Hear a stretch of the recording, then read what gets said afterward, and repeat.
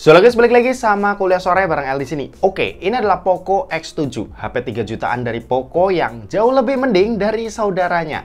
Buat yang belum tahu konteks, Poco X7 ini tuh punya spek dasar yang mirip ya sama Redmi Note 14 Pro 5G, tapi harganya itu beda jauh. Apalagi harga flash sale-nya. Nah, Redmi Note 14 Pro 5G itu ada di 4,4 juta, tapi dapat bonus Redmi Buds 6 Lite dan gift box yang belum tentu kepake. Terus ada perintilan kayak garansi 2 tahun, 1 kali pergantian LCD dan Spotify Premium selama 3 bulan.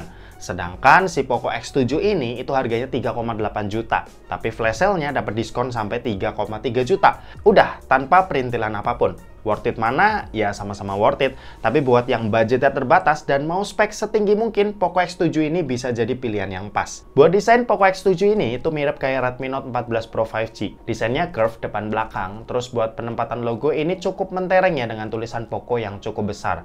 Buat frame kamera ini simetris di tengah dengan 4 bulatan yang cukup gede-gede di dalamnya.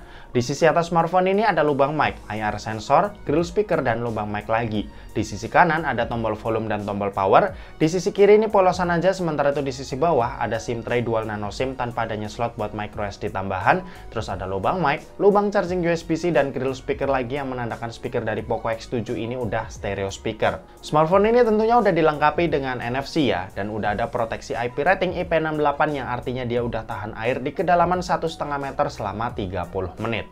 Kalau buat layar, panel yang dipakai ini AMOLED, resolusinya 1,5K 1220 x 2712 pixel dengan ukuran layar yang ada di 6,67 inci.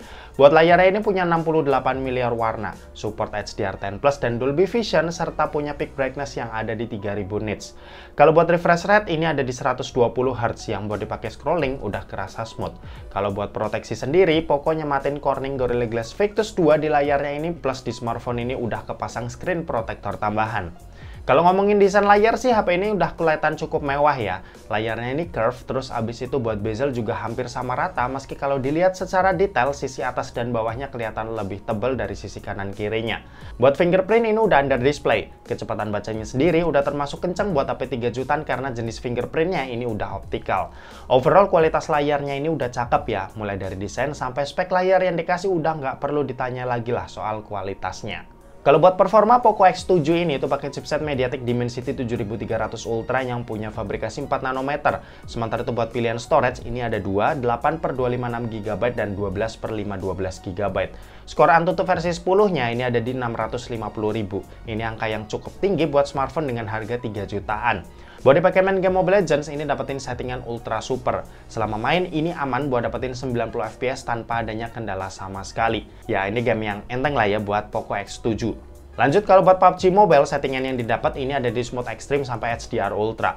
Pas dicoba di Smooth Extreme-nya, ini lancar banget buat dapat 60 FPS tanpa adanya kendala sama sekali. Buat gyroscope ini juga udah hardware yang bikin pengalaman mainnya tambah asik lagi. Sementara itu buat dipakai main game Genshin Impact, smartphone ini mampu lancar buat dimainin di settingan lowest-nya. Di sini tuh nyentuh di 60 FPS ya. Ya meski sedikit masih naik turun, tapi ini udah tergolong oke kok buat dipakai. Overall sih performa gamingnya udah lumayan ya. Buat kelas harganya dia tuh udah bisa kasih performa yang cukup banget buat dipakai kerjaan-kerjaan berat termasuk buat main game.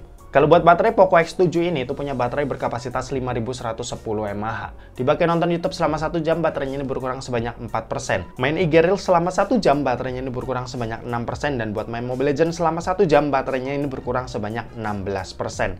Sementara itu buat kecepatan ngecas ada di 45 watt yang buat isi dayanya dari 0 sampai full butuh waktu 1 jam 5 menit. Buat sistem operasi, Poco X7 ini itu pakai HyperOS dengan basis Android 14 ya. Untuk update sendiri nggak ada info resmi dari Poco Indonesia. Tapi kalau baca web luar, smartphone ini dapat 3 kali major update dan 4 tahun security patch yang mana itu sama kayak di Poco X7 Pro. Yang ngebedain Redmi Note 14 Pro dan Poco X7 ini nggak ada AI ya di sini. Jadi mungkin itu alasan Poco X7 jauh lebih murah. Oke, dan terakhir kita mau bahas soal kameranya. Jadi buat kamera Poco X7 ini dibekali dengan setup triple kamera. Ada kamera utama yang punya resolusi 50 megapiksel ber-OIS, terus ada kamera ultrawide 8 megapiksel, dan ada kamera makro beresolusi 2 megapiksel. Sementara itu buat kamera di bagian depan ini resolusinya 20 megapiksel. Buat hasil jepretannya ini udah lumayan cakep. Di sini Poco tuh kelihatan kayak ada usaha buat nyamain jepretan kamera utama dan ultrawide-nya. Tapi kalau dilihat, kamera ultrawide-nya jelas punya detail dan warna yang kurang ya jika dibanding kamera utamanya. Buat dynamic range ini hitungannya udah cukup luas dan overall untuk hasil fotonya di kondisi cukup cahaya kayak gini, ini udah cakep. Nah, sisa hasilnya kalian bisa cek aja dari hasil foto-foto dan video berikut ini.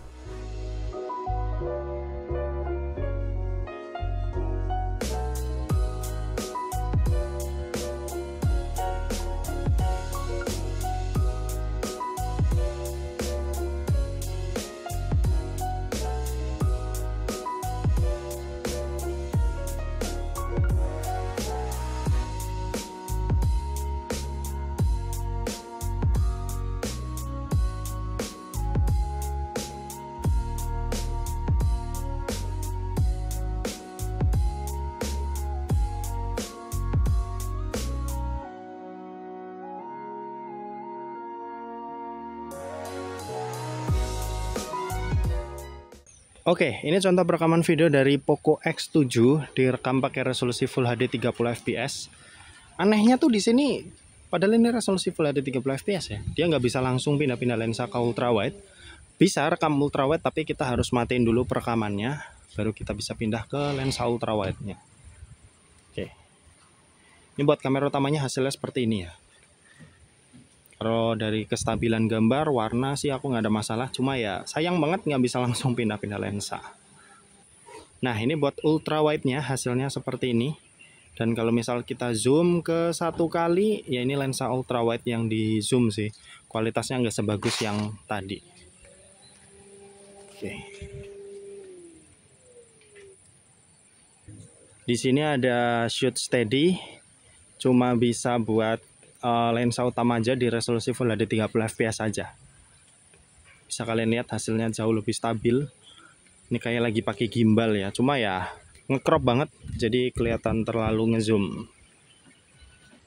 Ini buat Full HD 60 fps, dia cuma bisa lensa utama aja. Di ultrawide udah nggak bisa, jadi ultrawide itu cuma buat Full HD 30 fps. Kalau udah pindah ke 60 fps atau 4K, dia cuma bisa kamera utama. Hasilnya seperti ini. Nah, ini buat 4K-nya, 4K 30 fps hasilnya seperti ini. Oke.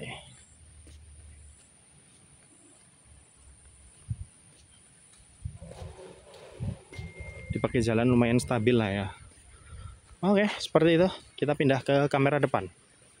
Oke, ini kamera depan, resolusi Full HD 30 fps hasilnya seperti ini.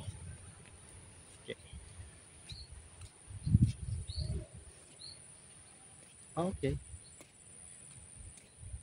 Buat warna oke, kestabilan gambar juga oke. Kalau dynamic range agak kurang. Jadi bagian awan tuh, muka sih tetap kelihatan dengan jelas ya, tapi bagian awan tuh dibuat putih seperti itu. Oke. Nah, ini yang menarik. Di Poco X7 Pro dia nggak bisa 60 fps buat kamera depan, tapi di X7 biasa dia bisa. Ya, agak aneh sih. Entah line up-nya kayak gimana. Tapi di sini malah justru kamera depannya lebih bagus daripada X7 Pro. Oke. Seperti ini hasilnya. Kita balik ke studio. Ya. Oke, kesimpulannya Poco X7 ini tuh bener-bener worth it banget ya buat dibeli. Apalagi kalau kalian bisa dapat di harga 3,3 jutanya, itu bakal lebih untung lagi. Kalau ditanya siapa lawan yang sepadan di harga segini, jujur aku bingung sih. Karena aku rasa Poco X7 ini itu udah ada di kelas yang berbeda. Dan oke, mungkin segitu aja buat video kali ini. Terima kasih buat yang udah nonton video ini. Jangan lupa buat like, komen, dan share juga ke teman-teman kalian supaya teman-teman kalian mendapatkan informasi yang bermanfaat dari kuliah sore. Oke, terima kasih buat yang udah nonton video ini sampai habis dan sampai jumpa di kuliah selanjutnya. Bye-bye.